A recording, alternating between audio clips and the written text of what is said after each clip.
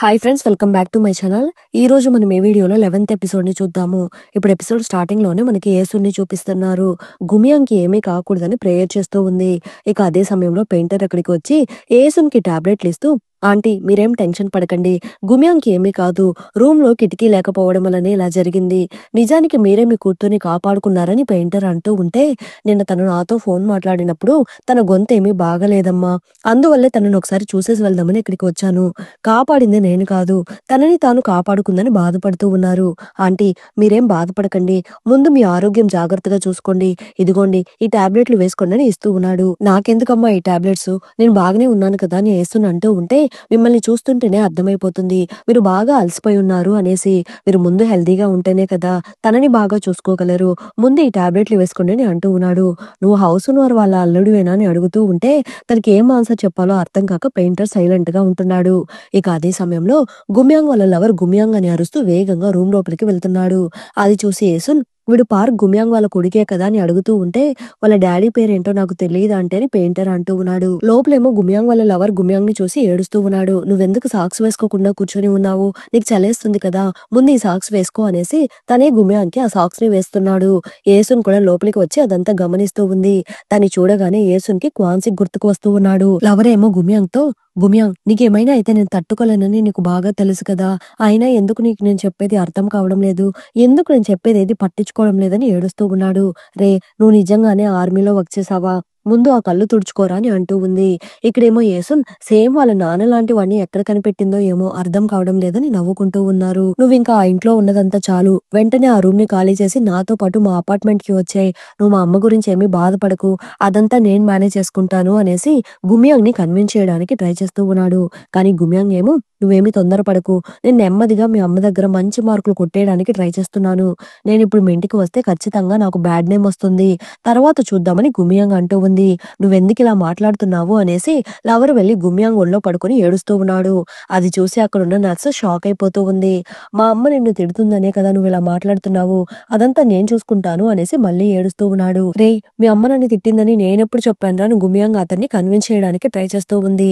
అంతసేపు వీళ్ళ మాటల్ని ఓపిగ్గా వింటున్న అమ్మేమో తన కూతుర్ని తిట్టారు అనగానే యేసున్కి పిచ్చి కోపం వచ్చి, అసలు మీ అమ్మ ఎవరు నా కూతుర్ని తిట్టడానికి అని అడుగుతూ ఉంది. ఇక్కడేమో యేసున్ వాళ్ళ కొడుకు వాళ్ళ లవర్ తో పాటు యేసున్ వాళ్ళ ఆంటీ వాళ్ళ షాప్ కి వచ్చి ఉంటాడు. ఆ ఆంటీ వాళ్ళు ఆ అమ్మాయిని చూసి, నువ్వు శాంగిల్ వాళ్ళ కూతురువా, యేసున్ వాళ్ళ కొడుకు శాంగిల్ వాళ్ళ కూతురు ఇప్పుడు లవ్ చేసుకుంటున్నారా, నేను ఇదంతా నమ్మలేకపోతున్నాను, కొన్ని సంవత్సరాల ముందు ఇప్పుడు మీరిద్దరూ కూర్చొని ఉన్న ఆ సేమ్ టేబుల్లోనే శాంగిల్ అలానే యేసున్ బ్లైండ్ డేట్ కోసం ఇక్కడికి వచ్చారు, వాళ్ళిద్దరూ జస్ట్ మిస్ అయిపోయారు, లేకపోతే మీరిద్దరు ఈ పాటికి అన్నా చెల్లెలు అయ్యేవారు అని అంటూ ఉన్నారు. అది విని వాళ్ళిద్దరికి ఏమీ అర్థం కాక ఒకరి ముఖాలు ఒకరు చూసుకుంటూ ఉన్నారు. ఇక్కడేమో యేసున్ కోపంలో అరుస్తూ ఉంటే అక్కడికి పెయింటర్ వస్తున్నాడు.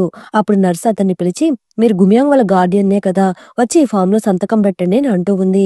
అది చూసి గుమియాంగ్ వాళ్ళ లవర్, అసలు ఎవరితను, ఎందుకు ఆయన్ని సైన్ పెట్టమని అడుగుతున్నారు అని అడుగుతూ ఉంటే, యేసునేమో నువ్వు టాపిక్ ని డైవర్ట్ చేయకు, మీ అమ్మని నా కూతురు దగ్గర మంచిగా బిహేవ్ చేయమని చెప్పు అని అంటూ ఉంది. ఇక్కడేమో యేసున్ వాళ్ళ కొడుకు ఆంటీ దగ్గరికి వెళ్లి, ఆంటీ ఇందాక మీరు మా అమ్మ ఆ శాంగిల్ తో కలిసి డేట్ కి వెళ్లారని చెప్పారు కదా, దాని గురించి కాస్త క్లియర్ గా ఎక్స్ప్లెయిన్ చేస్తారా అని అడుగుతూ ఉంటే, మీ అమ్మ ఆ శాంగిల్ ఇక్కడ బ్లైండ్ డేట్ కోసమే వచ్చారు, కానీ అది ఎక్కువసేపు జరగలేదు, నిజం చెప్పాలి అంటే యాక్చువల్ గా వాళ్ళిద్దరు పెళ్లి చేసుకోవాలని అనుకున్నారు అనేసి అన్ని అరకొరగా చెప్తూ ఉన్నారు. అది విని యేసున్ వాళ్ళ కొడుకు ఏమో, ఛ మా అమ్మ ఇలా చేస్తుందని నేను అసలు అనుకోలేదు అనుకుని అక్కడ నుండి దిగులుగా బయటకు వెళ్లిపోతున్నాడు. వాడు అలా దిగులుగా ఉండడం చూసి అక్కడున్న ఆంటీ ఏమో, వీడు దిగులుగా ఉండడం చూస్తుంటే మీకు నవ్వు రావడం లేదా అనేసి బాగా నవ్వుకుంటూ ఉన్నారు. ఇంకా అతను అక్కడి నుండి బయటకు వెళ్లిపోతూ ఉంటే అక్కడికి వాళ్ళ నాన్న వస్తూ ఉన్నాడు. నువ్వు ఇక్కడేం చేస్తున్నావు, నేను ఇక్కడికి రావద్దని చెప్పాను కదా అని నాన్న అరుస్తూ ఉన్నాడు. వీడేమో వాళ్ళ అమ్మ పెద్ద ద్రోహం చేసేసింది అనుకుని, నాన్న మీరు హ్యాపీగానే ఉన్నారు కదా అని అమాయకంగా అడుగుతూ ఉన్నాడు. నాకేమైంది, నేను హ్యాపీగానే ఉన్నాను, నువ్వు ముందు వెళ్ళి కటింగ్ చేయించుకో, నేను నా హ్యాపీనెస్ ని తట్టుకోలేక నీకు 500 ఇచ్చి తగలడతాను అని అంటూ ఉన్నాడు. ఇప్పుడు కొన్ని సంవత్సరాల తర్వాత చూపిస్తున్నారు. యేసును వాళ్ళ కొడుకు కాలేజ్ ఎంట్రన్స్ ఎగ్జామ్ లో ఫెయిల్ అవడంతో ఆర్మీలో సర్వీస్ చేయడానికి వెళ్తున్నాడు. అతను 2 సంవత్సరాలు ఆర్మీకి వెళ్తున్నాడు అనడంతో వాడి గర్ల్ ఫ్రెండ్ ఏమో, నీకోసం నేను 26 నెలలేంటి 26 సంవత్సరాలు వెయిట్ చేయడానికి కూడా సిద్ధంగా ఉన్నాను, జాగ్రత్తగా వెళ్ళిరా అని వాడి డైరీలో రాసిస్తూ ఉంది. కొడుక్కి సెండ్ ఆఫ్ ఇవ్వడం కోసము యేసును అలానే క్వాన్సిక్ ఇద్దరు వెళ్తూ ఉన్నారు.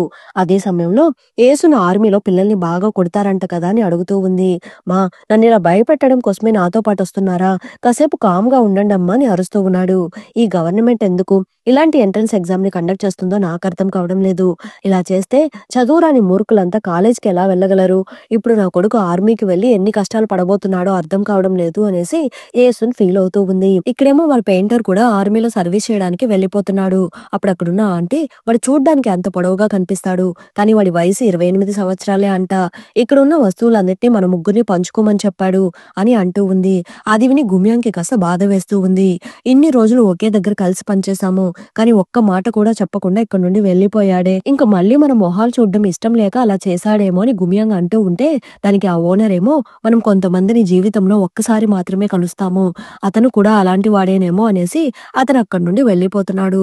ఎవరికి కావాల్సింది వాళ్ళు తీసుకొని అక్కడి నుండి వెళ్ళిపోతూ ఉన్నారు. కానీ గుమ్యాంగ్‌కి మాత్రం అక్కడి నుండి వెళ్ళిపోవడానికి మనసు రాక అక్కడున్న పెయింటింగ్స్ అంతా చూస్తూ ఉంది. అప్పుడు తనకి ఒక పెయింటింగ్ కనిపిస్తూ ఉంది. ఇదేం పెయింటింగ్ ఇలా క్లాత్‌తో కప్పేసి ఉంచాడు అనుకుని వెళ్లి దాన్ని ఓపెన్ చేసి చూస్తూ ఉంది. ఇంతకు ముందు గుమ్యాంగ్ నాకు థాంక్స్‌కి బదులుగా ఒక మంచి పెయింటింగ్‌ని గీసివ్వండి.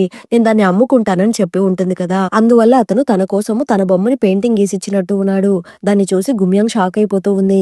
కానీ ఇప్పుడు నేను ఈ పెయింటింగ్‌ని ఎలా అమ్ముకోగలను అని గుమ్యాంగ్ అనుకుంటూ ఉంది. కొన్ని రోజుల తర్వాత గుమ్యాంగ్‌కి మంచి జాబ్ దొరుకుతూ ఉంది. రోజు తన లవర్‌తో కలిసి బస్సులో వెళ్తూ ఉంటుంది. అప్పుడు ఒక రోజు గుమ్యాంగ్ కాలికి షూస్ వేసుకొని కాస్త గాయాలై ఉంటుంది. అది చూడగానే అతనికి కాస్త బాధ వేస్తూ ఉంది. నువ్వెందుకు ఇంత కష్టపడి పనిచేస్తున్నావు?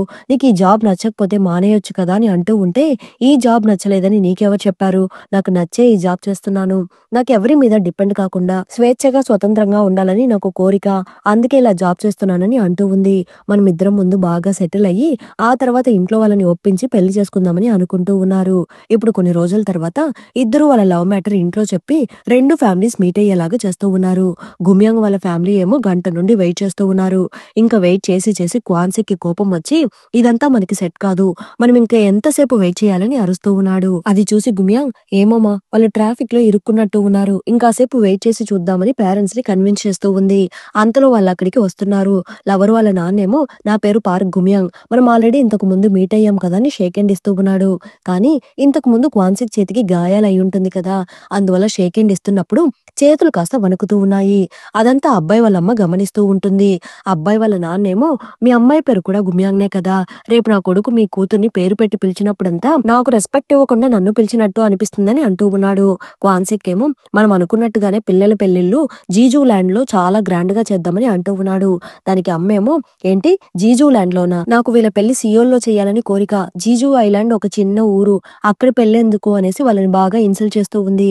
క్వాన్సిక్ ఏమో వాళ్ళ కూతురి కోసము సరే ఈ పెళ్లి సియోల్లోనే చేద్దామని అంటూ ఉన్నాడు.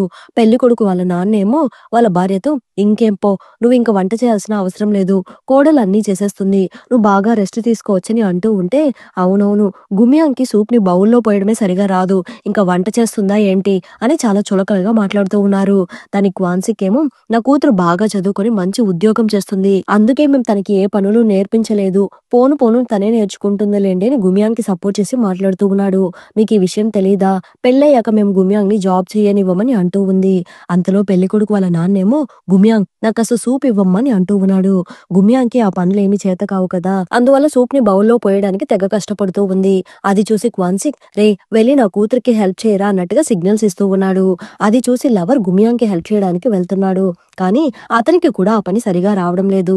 అందువల్ల తను కూడా తనకలాడుతూ ఉన్నాడు. అది చూసి యేసున్ అక్కడికి వెళ్లి మీరిద్దరు వెళ్లి కూర్చోండి అనేసి తనందరికీ సూప్ పోసిస్తూ ఉంది.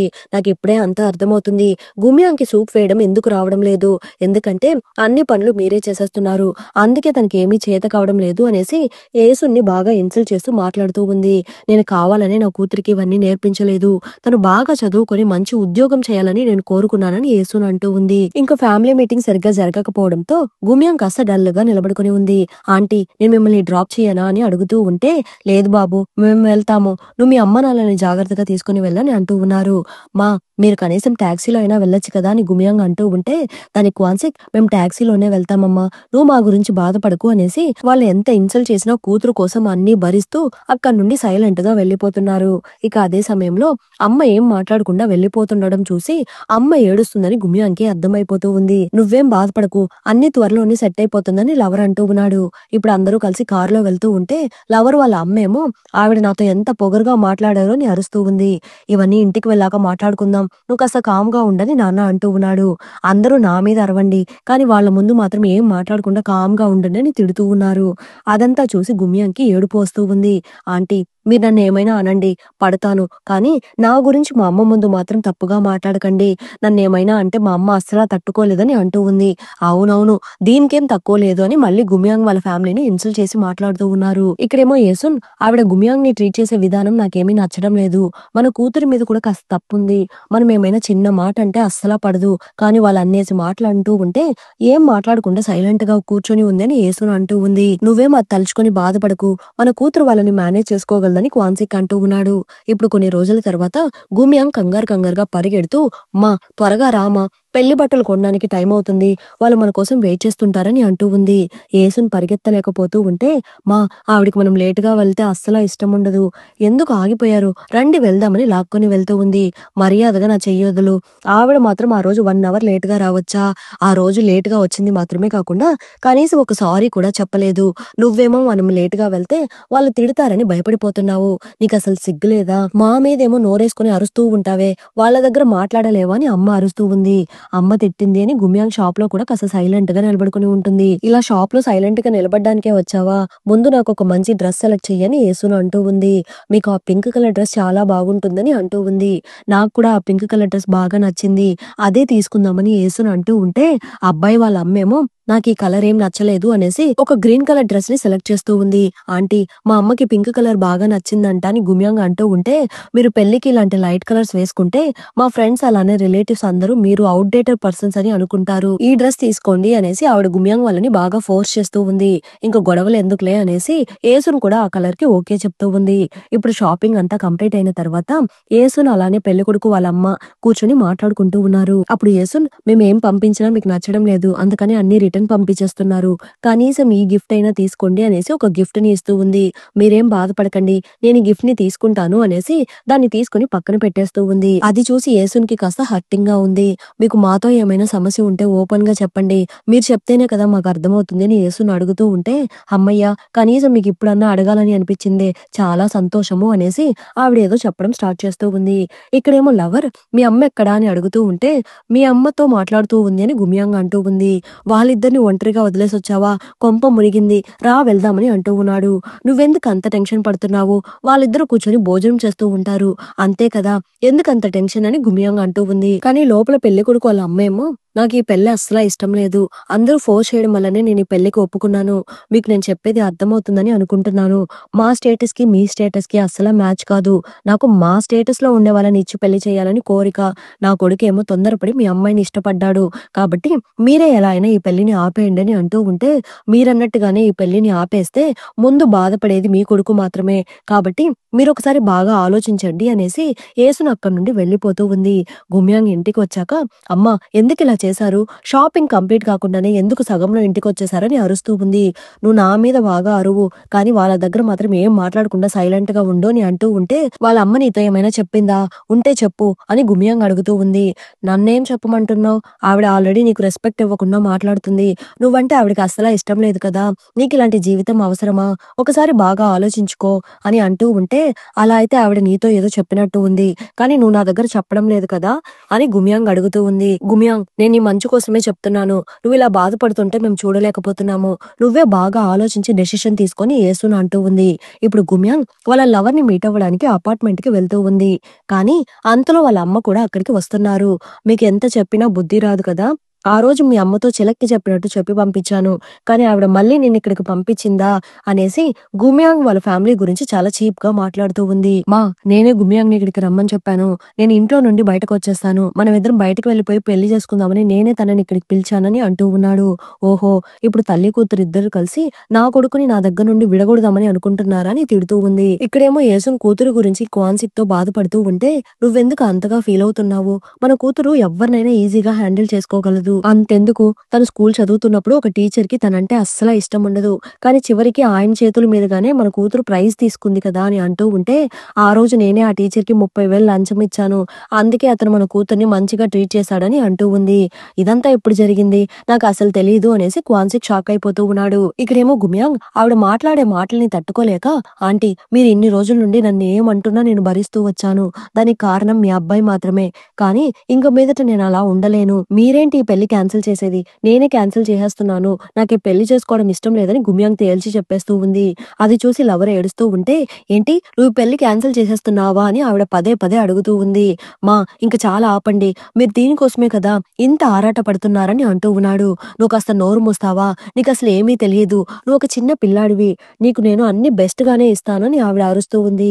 దానికి గుమియాంగ్ ఇది వాడి లైఫ్.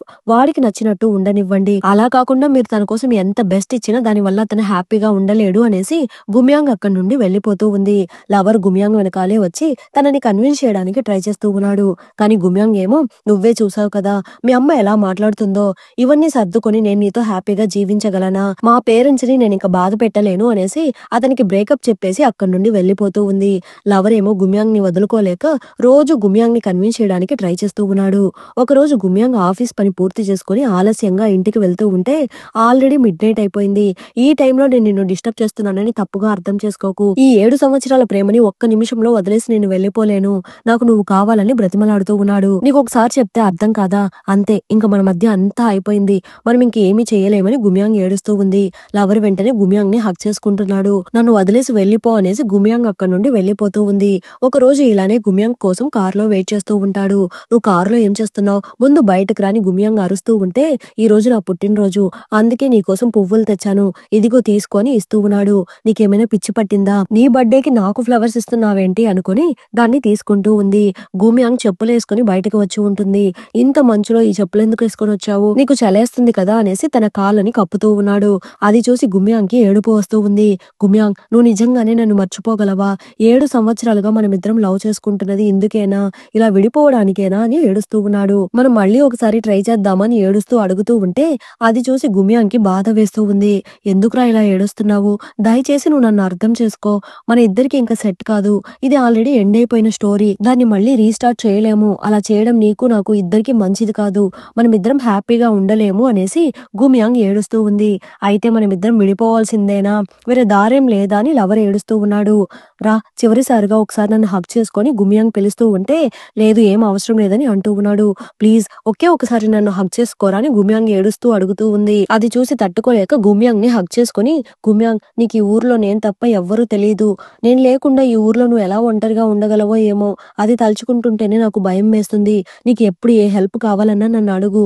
నాకు ఒక ఫోన్ చెయ్యు. నేను వెంటనే పరిగెత్తుకుంటూ వచ్చేస్తాను అనేసి గుమియాంగ్ చలికి వణుకుతుండడం చూసి తన కోట్ తో గుమియాంగ్ ని ప్రొటెక్ట్ చేస్తూ ఉన్నాడు. వీళ్ళిద్దరూ ఫైనల్ గా విడిపోయారు కదా. నెక్స్ట్ ఏమవుతుందో నెక్స్ట్ ఎపిసోడ్ లో చూద్దాం. ఈ ఎపిసోడ్ ఎలా ఉన్నిందో తప్పకుండా కమెంట్ చేయండి. ప్లీజ్ సపోర్ట్ చేయండి. Thanks for watching.